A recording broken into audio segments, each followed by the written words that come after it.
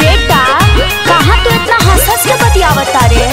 अरे ना माई, तू जो ना। सुना, तहार माई है हमरा से झूठ मत बोला। बताओ के है? होनावा से जवान बतियावेले, हमारा लाया राज लगावेले। अरे तो बोल ना के है, बताओ। होनावा से जवान बतियावेले, हमारा लाया राज लगावेले।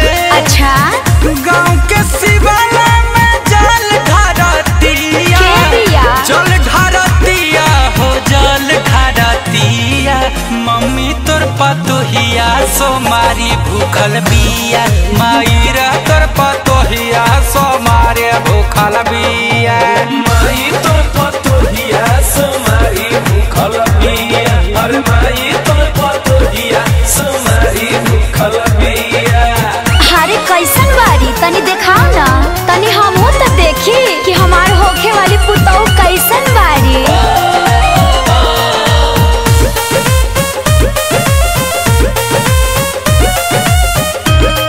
अच्छा सुन, और काका कहेले तनी बताओ।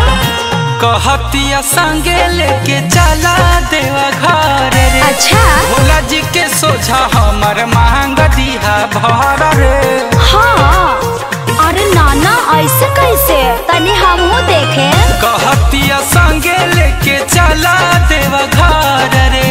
भोला जी के सोझा हमर मांग दिया भर रे। बाबू सोना कही समझावेले, शादी खातिर रोज अकुतावेले। ए माई हमके कुआरे में पति मान लिया, पति मान लिया, अपन पति मान लिया। मम्मी तोर पतोहिया सोमारे भूखल बिया, माई रे तोर पतोहिया सोमारी भूखल बिया।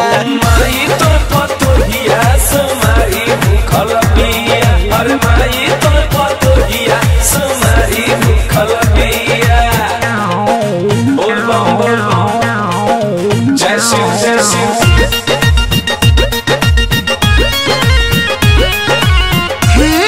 देखे में तो सुंदर और सुशील दोनों बारी।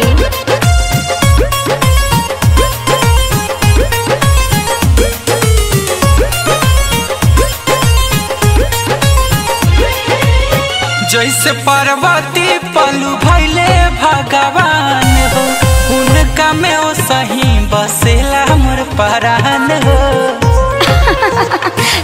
तब तो ठीक है नु बाटे। जैसे पार्वती पेलू भैले भगवान हो, उनका में ओ सही बसेला मोर परान हो। तनिके में लोरवा बहावेले, रोई रोई हमरो के रोबावेले।